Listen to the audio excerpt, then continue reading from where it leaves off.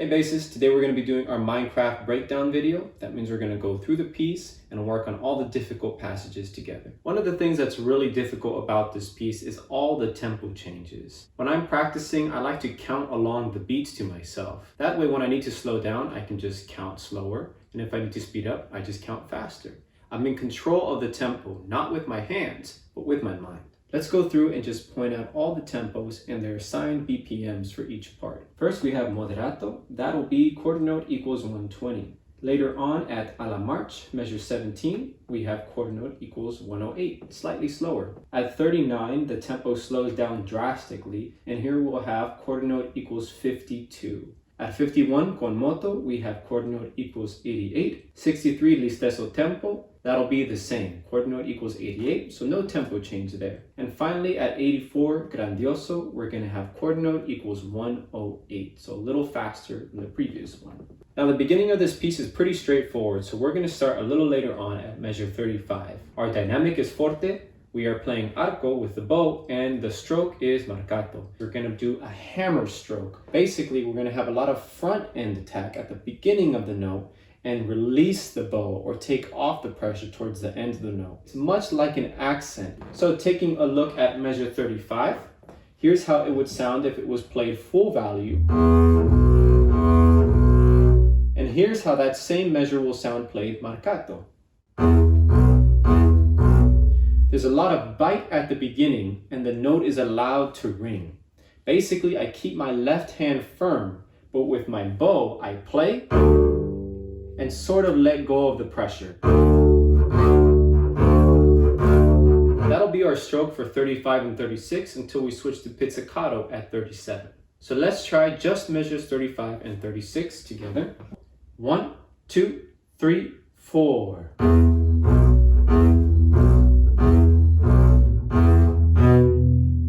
So the next challenge in this passage is switching from Arco to Pizz at measure 37. Here's my Arco grip, at least for French players. When I need to switch to Pizz, I'm gonna pull in my thumb and bring it around. Now my fingers are free to play. Pull in my thumb, wrap around and play Pizz. As far as German bow goes, it's a little bit easier. All I have to do is let the stick go into my palm and grip it there. Then I can wrap my fingers around and play. So let's practice playing 35, 36, and 37, and this time we're going to switch to pizzicato on 37. Don't forget about our Marcato stroke. 1, 2, 3, 4.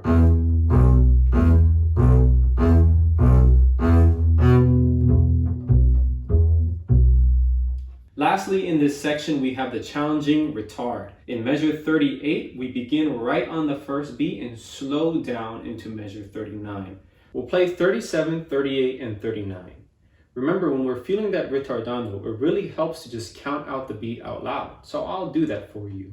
That way you can feel the tempo really slowing down. Try to catch that. I'll use my numbers and my body language to show you where the beat is. 1, 2, 3, 4. 1, 2, 3, 4. 1 and 2 and 3 and 4 and. Next, at measure 40, we're switching between pizzicato and the bow grip. So we've already discussed how to do that. If you're French bow, wrap your thumb around. If you're German bow, you just kind of have to pick things back up. Swing your pinky back to the bottom of the bow. Let's try that out. 3 and 4 and 1 and 2 and 3 and 4 and 1 and 2 and 3 and 4 and 1 and 2. Set, pull, 2, 2, 2. It's a very quick motion, but if you get in the habit of being in position for pizzicato, switching and setting the bow, then you'll be able to get it down when it comes time to play. I'm also using my arm a little bit to toss the bow in the air so that I don't have to deal with the weight so much. I wouldn't advise practicing this, with your little siblings around, but it may help. Our next challenge is measure 84. This is a really tricky one. We're playing loud and our Marcato stroke has returned. That means we're going to put a lot of emphasis on the front end and let the note fade out after that. So let's talk about our fingering. First off, we have C on the A string. We'll use our second finger to play that. D on the G string. fourth finger, C on the G string, first finger. And then we have to leap back to C on the A string, and that is the tricky part. So let's just practice our marcato stroke on C on the A string. 1, 2, 3, 4.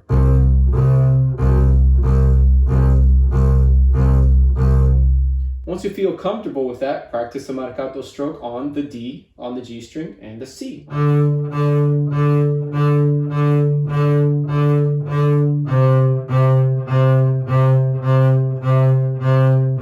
Also notice that our time signature is 7/4, so this is not going to quite feel like the kind of groove we're used to, so it's very important that you pay attention. We have 5 quarter notes followed by a half note. That repeats over and over again, but if you don't count in your mind, you will lose track. Even though our quarter notes will be marcato, our half note will be longer. It's still going to be singing, it's still going to be long.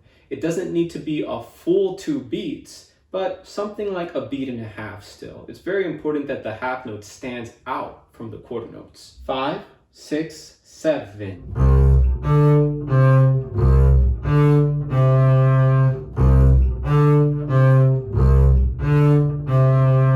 Now at tempo, 1, 2, 3, 4, 5, 6, 7.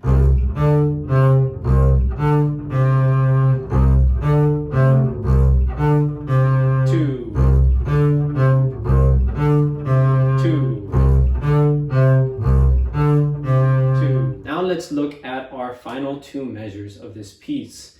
Well, we have accents written on each note. This is going to sound a lot like your marcato stroke. I think the only difference is that we're going to emphasize it even more, and the accent means we can be a little more aggressive with it rather than the bell-like marcato stroke. So check this out. When I do my stroke on my G string, I'm going to do it with a little more bite.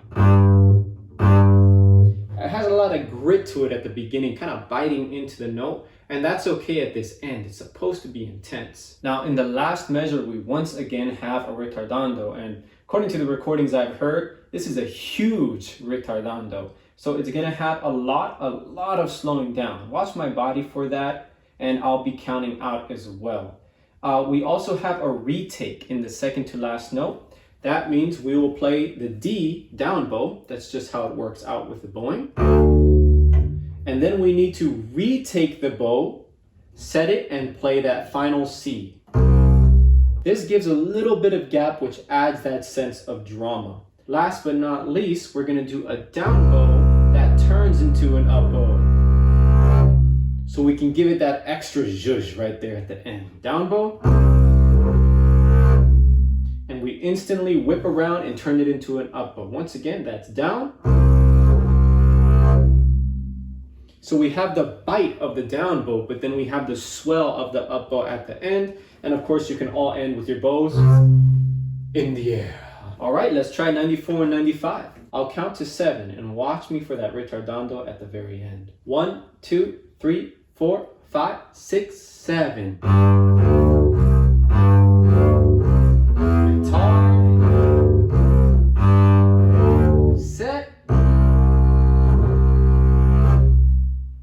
Rock and roll. All right, bassers, this is a challenging piece, but put in that practice, keep listening to the music, play along with the play-along track, and in no time, you'll be playing Minecraft.